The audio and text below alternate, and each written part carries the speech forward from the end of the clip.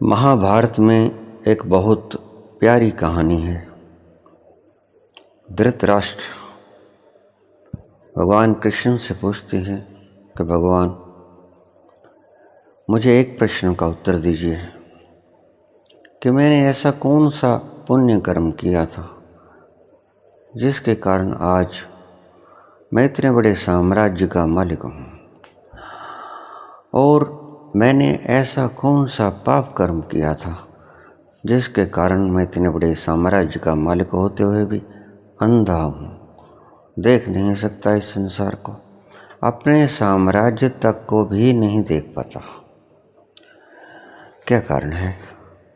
महाभारत में धृतराष्ट्र ने सवाल पूछा था।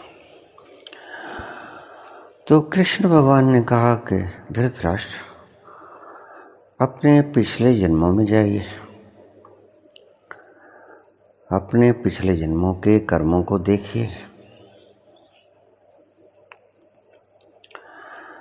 धृतराष्ट्र अपने पिछले जन्मों में गए। अंधा व्यक्ति चाहे तो अपने अंधत्व का भी बहुत सुंदर लाभ उठा सकता है।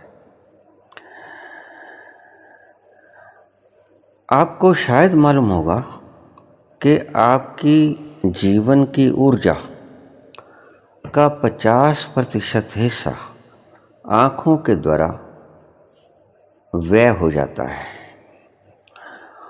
और करीब करीब वह व्यर्थ ही व्यय होता है, उसमें कोई सार नहीं होता। हम सदा ही ऐसी चीज़ें देखने में रुचि रखते हैं जिनका कोई प्रयोजन नहीं होता और जो हमारे जीवन में किसी क्रांति का द्योतक नहीं बन सकते। इसलिए अंधा व्यक्ति ईश्वर तक बहुत जल्दी पहुंच जाता है। सूरदास अंधा होते हुए भी कितने सुंदर ढंग से प्रेममयी वाणी से ईश्वर के प्रति अपना समर्पण भाव पेश करते हैं। अंधा व्यक्ति अपनी शक्ति को आंखों के द्वारा व्यय कर ही नहीं पाता, वह मजबूर होता है, इसीलिए उसके पास शक्ति ऊर्जा फालतू बच जाती है। आपने देखा कि जब आप ध्यान में जाते हो तो आंखें बंद कर लेते हो। जब भी आप आनंद लेने की चेष्टा करते हो तो आप आंखें मूंद लेते हो। वो सिर्फ इसीलिए कि आंखें बंद करने से आपकी शक्ति जो व्यय होती थी वो आंखें बंद करने से ध्यान की तरफ चली जाती है, जो आंखें खोलने से खर्च होती थी। और धृतराष्ट्र अपने पिछले जन्मों में गए। 99 जन्मों तक उन्होंने देखा कोई ऐसा पाप कर्म नहीं था। तो उन्होंने कहा, भगवान, मैंने 99 जन्मों तक देख लिया है और 100वां जन्म मेरा ये है। करीब 100 जन्म हो चुके हैं। इस जन्म में मैंने ऐसा कोई कर्म नहीं किया जिससे ऐसा कुछ संभव। तो भगवान कृष्ण कहने लगे, ठीक है, इससे भी पीछे जाइए। धृतराष्ट्र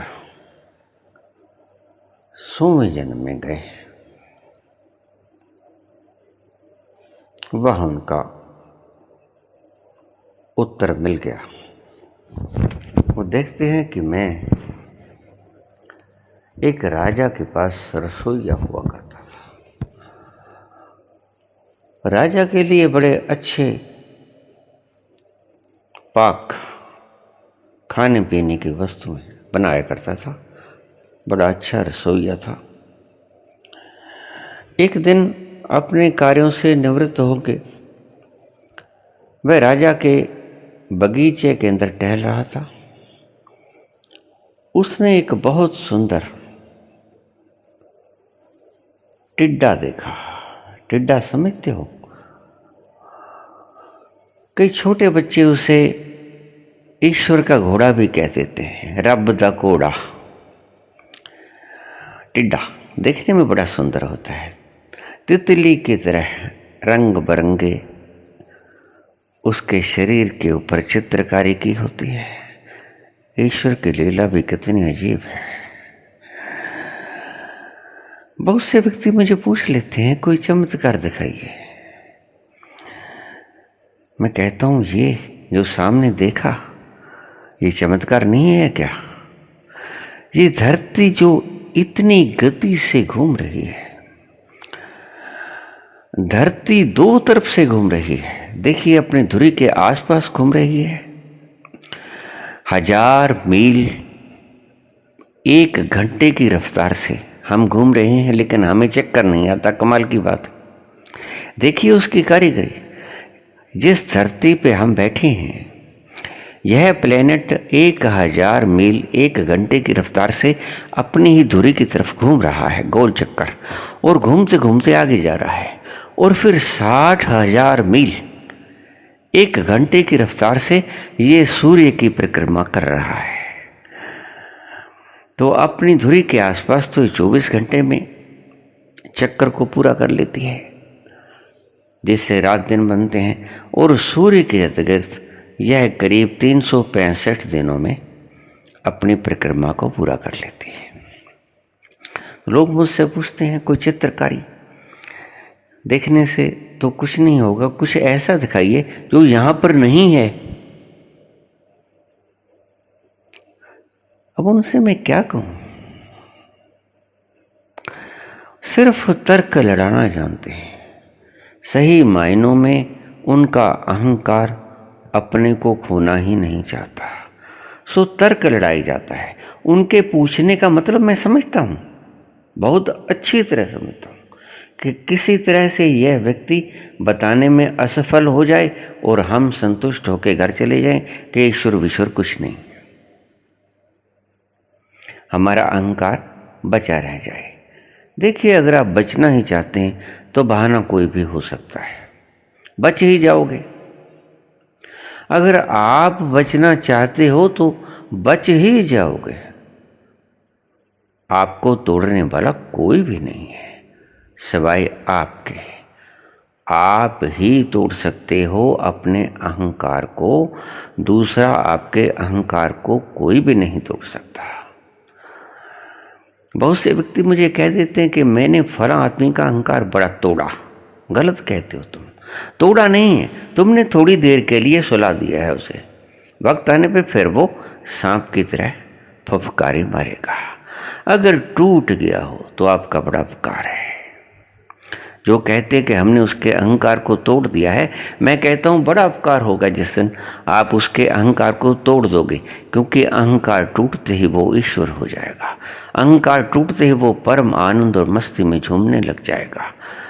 बड़ा उपकार होगा। आप गुरु की तरह पूजनीय हो अगर आप सच में उसका अहंकार तोड़ देते हो। नहीं, आप तोड़ नहीं पाते। आप उसके अहंकार को क्लोरोफिल सुंघा देते हो, वो थोड़ी देर के लिए बेहोश हो जाता है, सो जाता है। मुझसे पूछते हैं कि ईश्वर का प्रमाण, मैं कहता हूं कोई प्रमाण नहीं। अगर तुम अभी भी अंधे हो तो इसके अलावा कोई प्रमाण नहीं। तो धृतराष्ट्र उस टिड्डे को देख रहे थे। बड़ी सुंदर चित्रकारी थी और वह खाना पकाने वाला रसोइया मुग्ध हो गया उसकी चित्रकारी पे।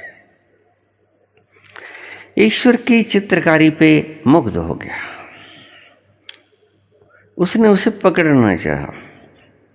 जब उसने झपटा मारा तो वो उड़ गया। जब वो उड़ गया तो जहां पर बैठा वहां पर जाकर झपटा मारा। ऐसा काफी देर तक चलता रहा। आखिर में यह खिंचाव अहंकार और क्रोध में परिवर्तित हो गया। धृतराष्ट्र कहते हैं कि मैंने बड़े गुस्से में आके, मुझे बड़ा गुस्सा आया उस टिड्डे के ऊपर। छोटी सी जीवात्मा और मुझे इतना दुख दे रही है, ये पकड़ा ही नहीं जाता तो उसने एक लंबी छटी ले ली। टिट्टे का शरीर थोड़ा भारी होता है, वो ज़्यादा उड़ नहीं सकता, उसे श्वास चढ़ जाता है। उसके शरीर भारी होने के कारण उसके पंख तो होते नहीं, लेकिन पंख होते हैं, छोटे छोटे पंख होते हैं, इतना भार वहन नहीं कर पाते। तो उसने छटी ले ली लंबी सी, जहां भी टिड्डा बैठता वहां छटी मार देता, फिर वो उड़ जाता। फिर टिड्डा बैठता, फिर छटी मार देता, फिर उड़ जाता। आखिर वो उड़ते उड़ते अपना भार सह ना सका और गिर पड़ा। जब गिर पड़ा लाचार होके, उसके शरीर में शक्ति ना रही उड़ने की, तो धृतराष्ट्र कहते कि मैंने उसे पकड़ लिया, और मैंने उसे पकड़ लिया तो मुझे बहुत गुस्सा था उसके ऊपर, बड़ा क्रोध से भरा हुआ मेरा चित्त। तो मैंने एक घास का तिनका उठाया और उसकी दोनों आंखों में वो तिनका चुभो दिया, जिससे उसकी दोनों आंखें फूट गईं। तो मैंने कहा, अब उड़ के दिखा कैसे उड़ेगा, अब दिखा उड़ेगी कैसे उड़ेगा। वो टिड्डा उड़ ना सका और वहीं पड़ा पड़ा मर गया। हम ऐसी बेवकूफियां रोज करते हैं जहां हमारा कोई प्रयोजन ही नहीं होता, जिस चीज से हमें कुछ लाभ ही नहीं होना होता, हम ऐसे पाप कृत्य रोज ही कर देते हैं। ये कहानी सच हो न हो, लेकिन इसमें एक बुनियादी तथ्य बड़ा गजब का है। धृतराष्ट्र कहते हैं कि मैंने उसकी आंखों को घास के तिनके से फोड़ दिया। अब वो टिड्डा उड़ नहीं सका, उड़ नहीं सका तो खा पी नहीं सका, मौज मस्ती नहीं कर सका, अपना आनंद लुत्फ ले रहा था। तुम्हारा क्या बिगाड़ रहा था? कुछ भी तो नहीं ले रहा था, अपनी सुंदरता के कारण वो मारा गया।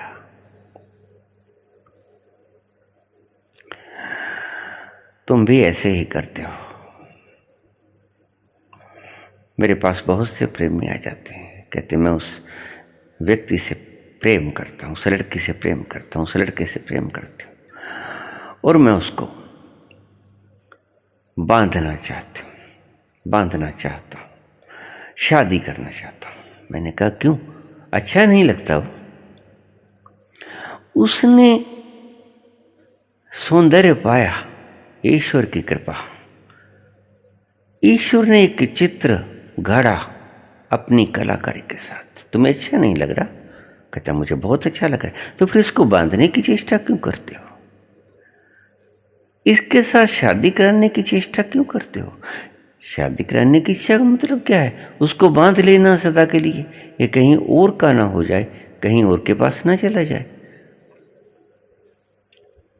तुम बांधने की चेष्टा करते हो, उसे उन्मुक्त जीवन जीना नहीं देना चाहते। तुम प्रेम की हत्या कर रहे हो। यह प्रेम नहीं है। प्रेम तो सदा व्यक्ति को स्वतंत्रता प्रदान करता है। वो प्रेम ही क्या जो बांध ले। तो ध्यान रखना, प्रेम की एक परिभाषाओं में से कि ये भी है, प्रेम देना जानता है, लेना नहीं जानता। प्रेम देना ही चाहता है, प्रेम बांटना चाहता है, सदा ही बांटना चाहता है। उसके पास जो भी हो बांटना चाहता है। प्रेम लुट जाना चाहता है। प्रेम तुम्हें बांधना नहीं चाहता। प्रेम तुम्हें स्वतंत्रता प्रदान करता है। प्रेम तुम्हें देता है। प्रेम तुमसे छीनने की चेष्टा नहीं करता।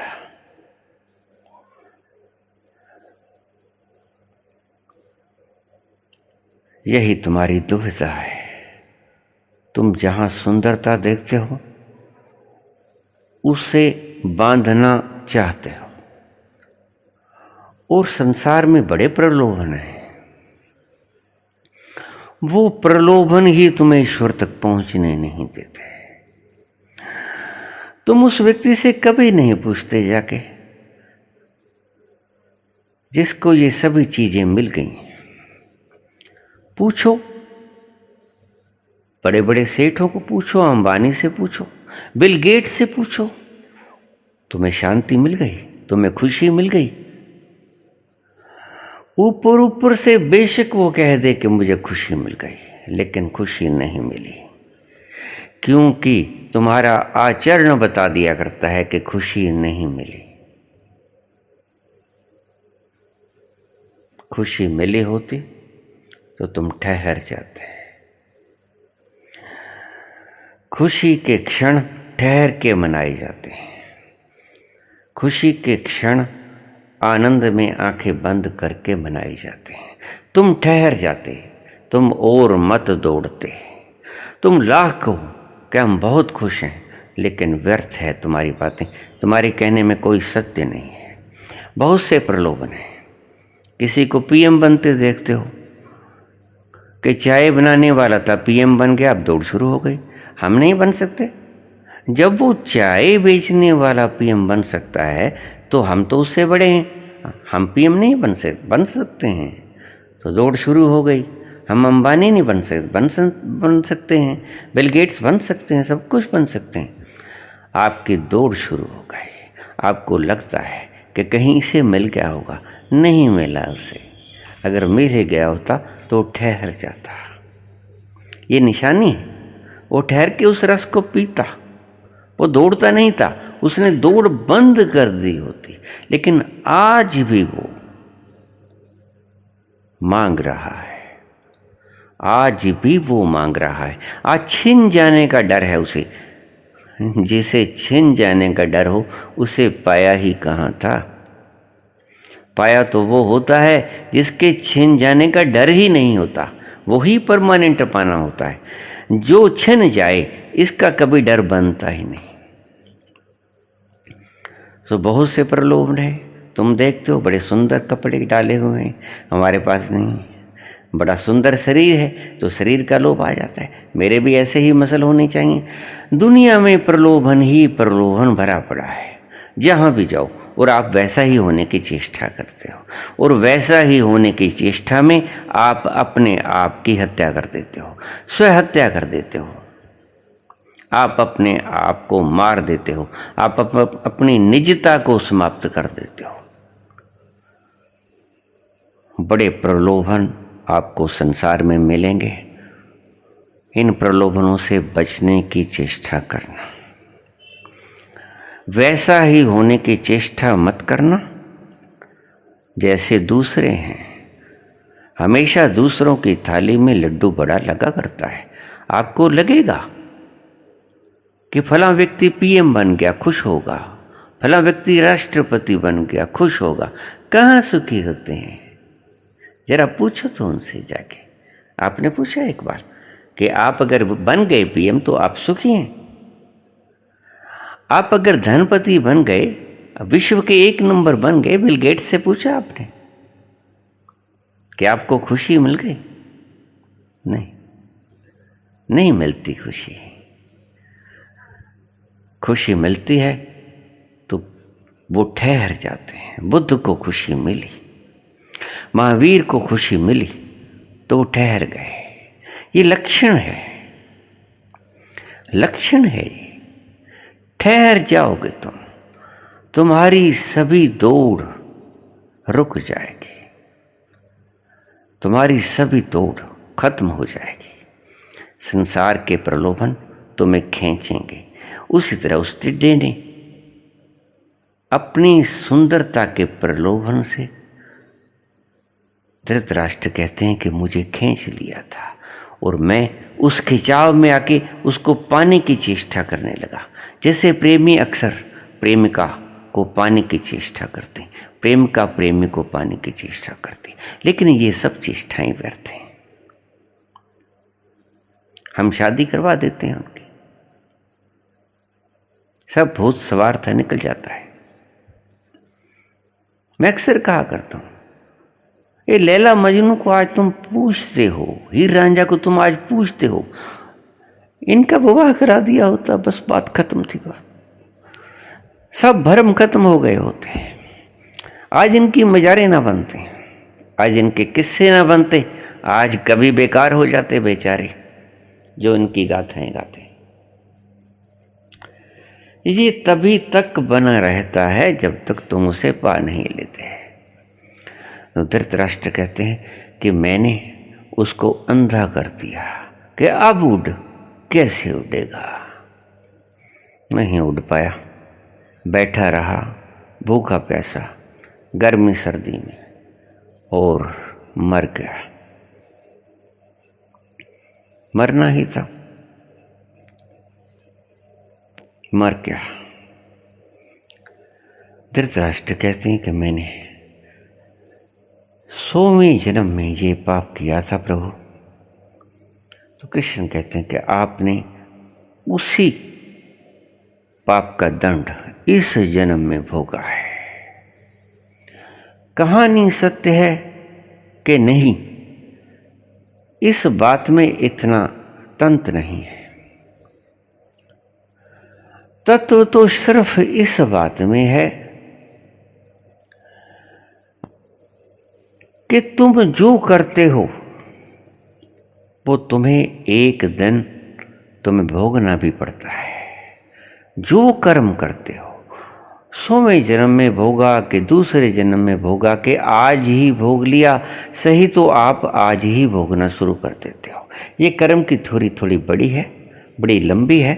इससे मैं थोड़ी इसके ऊपर अलग से वीडियो पूरी की पूरी डालूंगा। जिस वक्त आप पाप करते हो या पुण्य करते हो उसी क्षण जहर अभी पियोगे तो उसका फल अभी से शुरू तो हो जाएगा। मरोगे चाहे 2 घंटे ठहर के, चाहे 4 घंटे, चाहे 20 घंटे, चाहे 2 दिन, लेकिन शुरू तो उस जहर का असर अभी से हो गया। और अगर आपने कोई पुण्य किया तो उसका शुरू तो असर अभी से हो गया। वो पूरा कब होगा इसमें वक्त लग सकता है।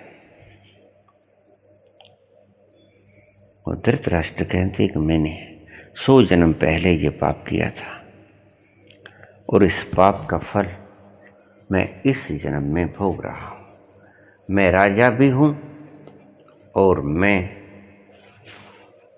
अंधा भी हूं, अपने राज्य को ठीक से भोग भी नहीं पाता, मैं अपने राज्य की सीमाओं तक को नहीं देख पाता। ये पाप मैंने किया था। पिछले दिनों मेरे से किसी ने एक सवाल पूछा था कि क्या पुण्य कर्मों से पाप कर्मों को काटा जा सकता है। ये भी उसकी एक उदाहरण है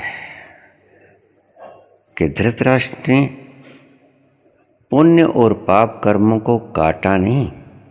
पुण्य कर्मों को अलग से भोगा राजा बन के, पाप कर्मों को अलग से भोगा अंधा बन के, लेकिन भोगा उसने दोनों कर्मों को। भोगने पड़ेंगे दोनों कर्म, पुण्य करो चाहे पाप करो। लेकिन पाप करो या पुण्य करो, सुख भोगोगे दुख भोगोगे, लेकिन हमारी जो चरम अवस्था है वो पुण्य और पाप दोनों से परे है। पुण्य नहीं करना है। अगर कोई मुझसे पूछे तो मैं कहूँगा पुण्य मत करो, पाप तो करो ही मत, पुण्य भी मत करो, क्योंकि पुण्य भी तुम्हें बांधता है। अगर तुम करता हो कि पुण्य करते हो तो पुण्य भी तुम्हें बांधता है। और जैसे कृष्ण ने कहा है कि अर्जुन, पाप कर्म लोहे की बेड़ियां हैं तो पुण्य कर्म सोने की बेड़ियां हैं। क्या फर्क पड़ता है? जब तुम बंध ही गए, जब तुम्हें जेल की सजा हो गई, कारागृह की सजा हो गई, तो फिर जो सींखचे हैं, जो जेल है उसमें सरिये लगे हैं, वो लोहे के लगे हैं या सोने के लगे हैं, तुम्हें इससे क्या अर्थ? तुम्हारी स्वतंत्रता तो खो गई ना। तुम आजाद तो न रहे, तुम आजादी से घूम फिर तो ना सके, अपनी मौज मस्ती और स्वतंत्रता का आनंद तो न ले सके। तो पाप कर्म भी बांधता है पुण्य कर्म भी बांधता है। पाप कर्म लोहे की बेड़ियां हैं, पुण्य कर्म सोने की बेड़ियां हैं, लेकिन दोनों बांधते हैं। पाप और पुण्य से परे जाना है, मुक्त हो जाओगे। फिर तीसरी ही अवस्था पाओगे, न सुख न दुख वरन आनंद, शांत। आनंद और शांति के लिए न पुण्य करना है न पाप करना है, पुण्य और पाप दोनों से परे जाना है।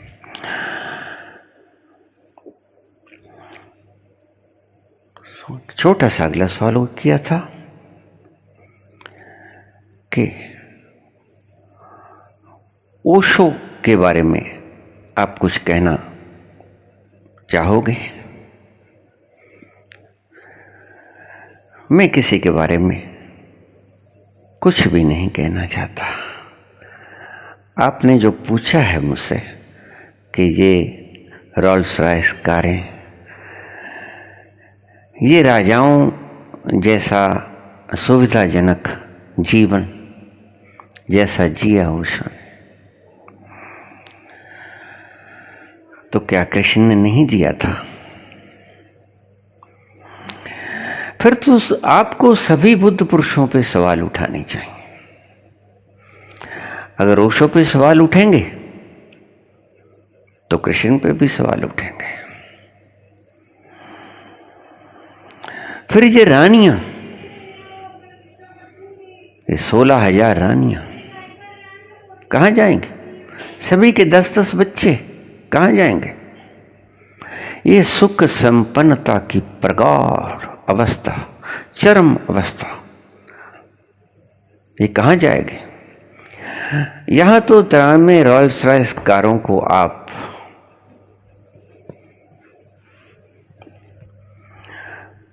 मुख्य पृष्ठ पे ला रहे हो, तो फिर कृष्ण का वो रास रसैया कहां जाएगा?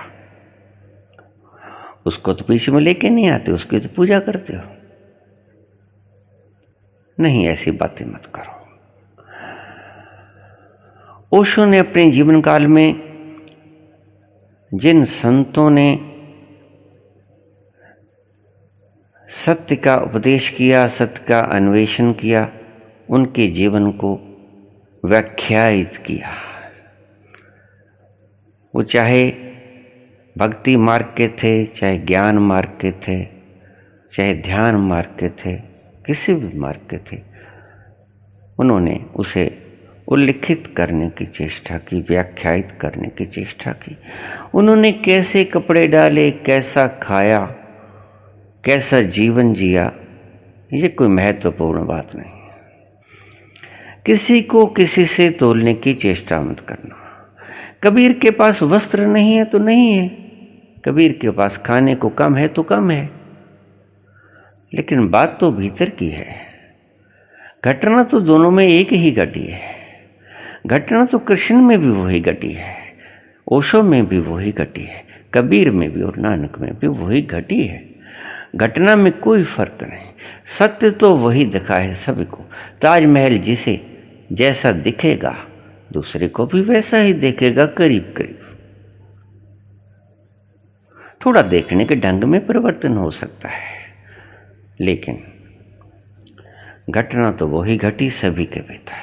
और सभी महान पुरुषों को, जिन्हों को बुद्धत्व हासिल हुआ था, प्राप्त हुआ था, उनके बारे में ओशो ने बोला। मैं कोई ज़्यादा विवाद में नहीं पड़ना चाहता, आपके विचार कुछ भी हो सकते हैं, लेकिन मेरी दृष्टि में बाहर की चीज़ों को भीतर की उस दर्शन से तोलना मूर्खता के सिवा और कुछ नहीं। आपने लिखा है कि आप तो रोटी भी नहीं खाते हो, तो महावीर कहाँ रोटी खाते थे बताओ? मैं दूध पी लेता हूं, लेकिन जीवन तो चलता है ऊर्जा से। ऊर्जा तो लेता ही हूं, दूध से ले लेता हूं। वो अन्न से ले लेते थे, वो रोटी से ले लेते थे, ऊर्जा तो मैं भी लेता हूं। आप बाहर नहीं घूमते हो। बुद्ध कहाँ घूमते थे? बुद्ध भी तो एक जगह बैठ जाते थे, वहां से जब काम समाप्त हो जाता था दूसरी जगह चले जाते थे। लेकिन आप कभी भी किसी व्यक्ति को जिसे अनुभव हुआ है उसको दूसरे व्यक्ति के जीवन से तोलने की कोशिश मत करना, कभी नहीं तोलेंगे। सभी विलक्षण हैं। सही पूछो तो आपसे भी अगर किसी व्यक्ति की तुलना की जाए तो आप जैसा भी जीवन जिंदगी में कोई भी नहीं मिलेगा। भगवान ने दो पत्थर भी एक जैसे नहीं बनाए, तो आप जैसा भी कोई संसार में दूसरा व्यक्ति नहीं मिलेगा खोजने से। वैज्ञानिक कहते हैं कि एक ही तरह के, एक ही शान शक्ल के इस संसार में 7 लोग होते हैं। गलत कहते हैं, कहीं ना कहीं अवश्य ही फर्क होगा। 7 लोग छोड़ो, जब अंगूठे के निशान तक किसी के नहीं मिलते, वो 7 लोगों के अंगूठे के निशान मिल जाएंगे क्या? कहीं ना कहीं जरूर फर्क होगा। आपको पता ना चले, ये हो सकता है। आपको पता न हो, आपकी निगाह में वो बात ना आए, ये जुदा बात है। लेकिन ईश्वर ने कभी 2 कृतियों को बिल्कुल बराबर नहीं बनाया है। ईश्वर ने 2 पत्थरों को भी एक जैसा नहीं बनाया है। ईश्वर की सभी कलाएं अद्वितीय हैं, सभी रचनाएं अद्वितीय हैं। इसलिए किसी को तोलने की चेष्टा मत करना। जहां तक सवाल आप कहते हो कि ओशो के पास रॉल्स रॉयस कारें थी, इतनी अयाशी का जीवन वो भोगते थे, तो आप मूर्ख हो। जिसे आप अयाशी कहते हो वो तो आपने देखी नहीं। अयाशी तो उन्होंने भीतर से भोगी, जो आपको दिखती नहीं। वो कबीर ने भी भोगी, वो नानक ने भी भोगी, वो कृष्ण ने भी भोगी, सभी ने भोगी। जिन्हें आप बुद्ध पुरुष कहते हो, बुद्ध ने भी भोगी, महावीर ने भी भोगी। जिन्हें आप परम त्यागी कहते हो, उसने भी भोगी, बहुत भोगी। सभी भोगते हैं। जो भीतर जाते हैं सभी उसे भोगते हैं। वो आनंद ही पीने को है, ऐसा पीने को है कि पीते ही चले जाओ,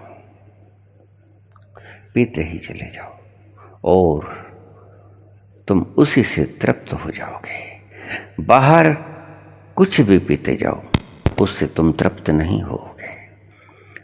असली तृप्ति तो तुम्हें भीतर ही जाके मिलेगी।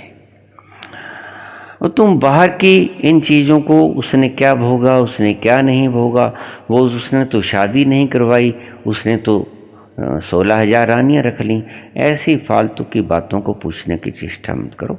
इनमें कोई तत्व की बात नहीं है। कभी एक संत को दूसरे संत के साथ मिलाने की चेष्टा मत करना। मिलेंगे भी नहीं, कभी नहीं मिलेंगे। संत की बात छोड़ो, 2 व्यक्ति भी कभी नहीं मिलेंगे। मैं कहता हूँ उनमें भी कहीं ना कहीं कोई फर्क होगा, आपको मालूम नहीं पड़ेगा। बस इतना सा है। एक छोटी सी बात इसके बारे में मैं आपको कहानी सुना के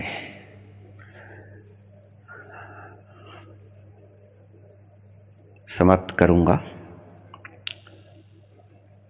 रामकृष्ण परमहंस के जीवन की एक घटना है। रामकृष्ण परमहंस को खाने से बहुत प्यार था। जैसे आपने कहा कि ओशो को रॉल्स रॉयस से प्यार था, उसको खाने के साथ प्यार था। खाने का बड़ा शौकीन था वो।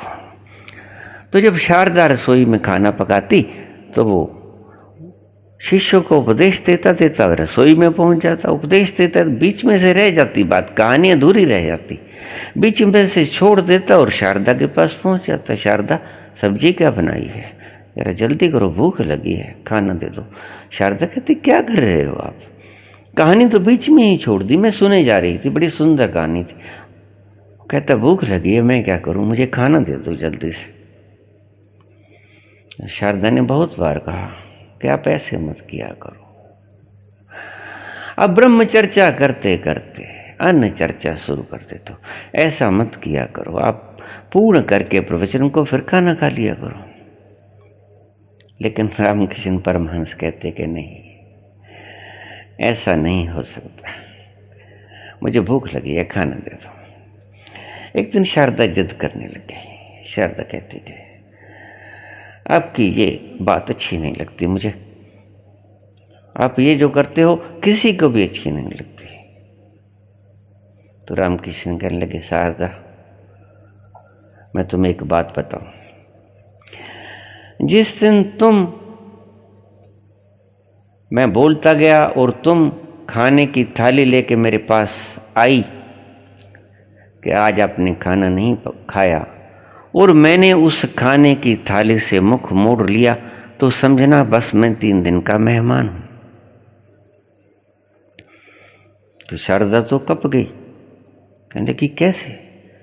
कहती, हम लोग जो जीवित रहते हैं वो किसी न किसी इच्छा से, वासना से अपने आप को बांध लिया करते हैं, छोटी मोटी वासना, जिसके रहते हम इस शरीर को छोड़ नहीं पाते।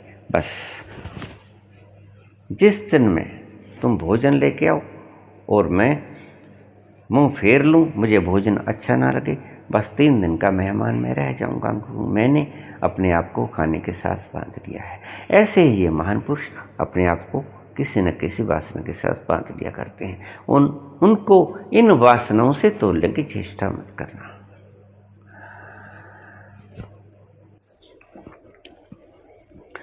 जैसे नाविक लोग, मन्नाहा लोग जब घर जाते हैं रात्रि में, तो अपनी कश्तियों को संगली के साथ बांध जाया करते हैं किनारे पे, ताकि ये कश्ती अपने आप नदिया के बहाव में बहे ना। ऐसे ही संत जन, उनको रहने का कोई प्रयोजन तो नहीं रह जाता, लेकिन करुणावश लोगों को दुख देख के राह दिखाने के लिए किसी न किसी वासना से अपने आप को बांध लिया करते हैं, और आप उन्हीं वासनाओं को अपने अज्ञान के न मिटने का कारण बना लेते हो। वो करुणावश बांधते हैं उन वासनाओं के साथ अपने आप को, और आप उनको अपने अहंकार की बढ़ोतरी के लिए इस्तेमाल कर लिया करते हो। ऐसे जो भी किसी संत पुरुष में आपको वासना लगे, थोड़ा ध्यान से समझ लेना कि उन्होंने अपने आप को, शरीर को रोकने का यत्न किया हुआ है इस वासना के द्वारा। तो मैंने आज के प्रवचन में आपसे 2 बातें कही। एक तो ये कहा कि पाप और पुण्य का फल अवश्य भोगना पड़ता है, देर अबेर।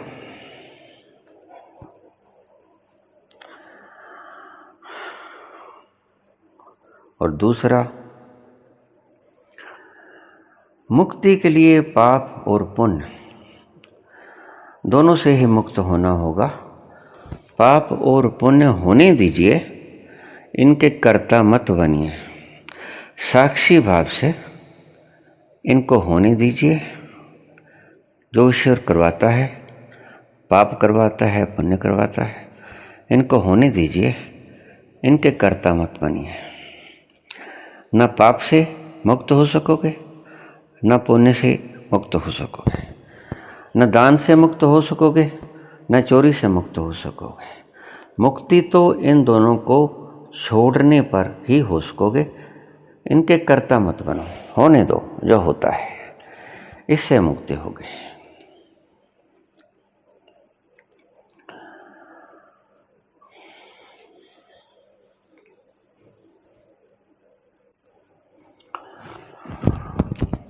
और कभी किसी संत को, एक संत को दूसरे के साथ तोलने की चेष्टा मत करना, क्योंकि एक व्यक्ति कभी भी दूसरे के साथ तुल नहीं सकता।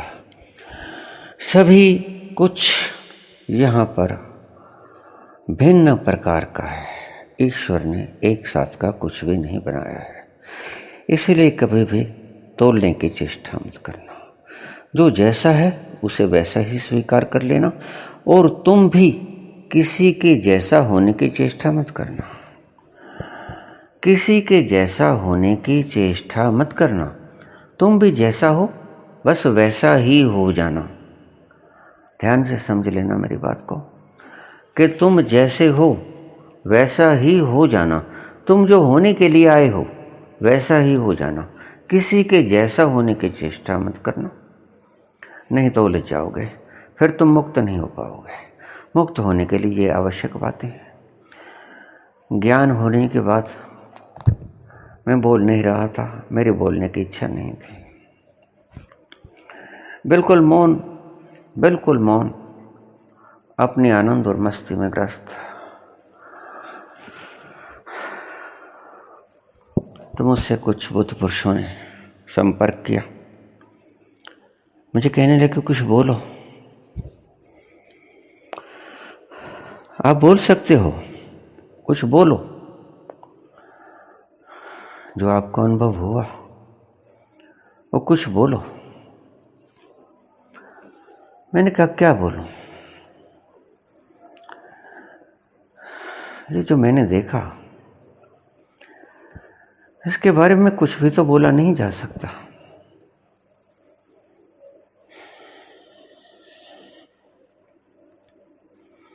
क्या बोलूं? कुछ ना बोल पाऊंगा। बोलने के लिए शब्द बहुत कम है, नाम मात्र है।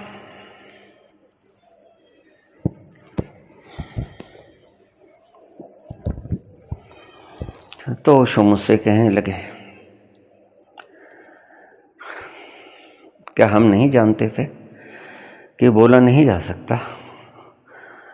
मैंने क्या जानते थे, फिर हम भी तो बोले। उन्होंने मुझे प्रेरित किया,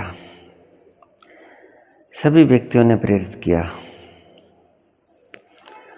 और मैं जैसा भी टूटा फूटा बोल सका आपके सामने रख दिया। मैंने जैसे भी बोल पाया मैंने बोला।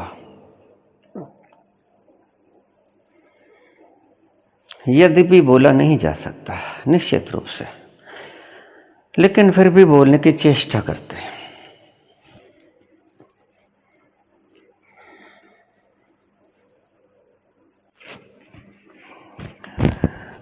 एक छोटा सा प्रश्न और है कि बहुत आनंद की अवस्था में ऐसा लगता है समाधि लगेगी, हार्ट बीट बहुत बढ़ जाती है और श्वास जैसे थम जाती है। हार्ट बीट तो आपकी 300 भी हो सकती है, ध्यान रखना, लेकिन घबराना मत। हार्ट बीट 300 भी हो सकती है, ज़्यादा भी हो सकती है, और श्वास रुकती नहीं है। आपको लगेगा जैसे श्वास रुक गई है, लेकिन घबराना मत, उसके साक्षी बने रहना। समाधि से पहले ये घटनाएं हो सकती हैं, लेकिन इनसे डरना मत। आप मरोगे नहीं निश्चित रूप से, आप उसको देखते रहना। हार्ट बीट बहुत बढ़ सकती है और श्वास भी आपको लग सकती है कि रुक गई है, लेकिन रुकेगी नहीं, लगेगा आपको कि श्वास नहीं आ रही है। सो इस बात का आप ध्यान रखना। जैसे मैं बुद्ध पुरुषों की बात कर रहा था, बुद्ध पुरुषों ने, बहुत से बुद्ध पुरुष धरती पे अवतरित होने के लिए प्रयासरत हैं। योग्य गर्भ उन्हें मिल नहीं पा रहा है। मेरे ख्याल में जल्दी ही उपयुक्त गर्भ के उपलब्ध होते ही वो जल्दी ही शरीर को ग्रहण कर लेंगे। जैसे महात्मा बुद्ध, अभी उनको गर्भ नहीं मिल पा रहा है, जल्दी ही ओशो भी इस धरती पर फिर से आने वाले हैं, क्योंकि इन्होंने जो अपने कर्म भोग भोगने थे वो अभी भोग नहीं पाए हैं पूरा। अपनी उम्र को, अपनी उम्र से पहले चले गए हैं। ये बुद्ध के भी कुछ कर्म भोग बाकी थे, ओशो के भी बाकी हैं, और भी बहुत से बुद्ध पुरुष थे जिनके अभी कर्म भोग बाकी हैं। वो शीघ्र ही इस धरती पर जल्दी से आने वाले हैं और योग्य गर्भ की तलाश में हैं। और बस अंत में मैं आपसे यही कहूँगा कि प्रयासरत रहिए।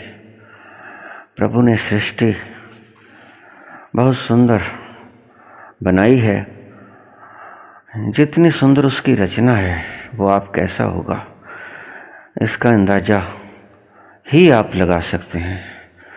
उसमें जाने का प्रयास कीजिए, उसमें डूबने का प्रयास कीजिए। यही मेरी मनोकामना है आपके लिए। धन्यवाद।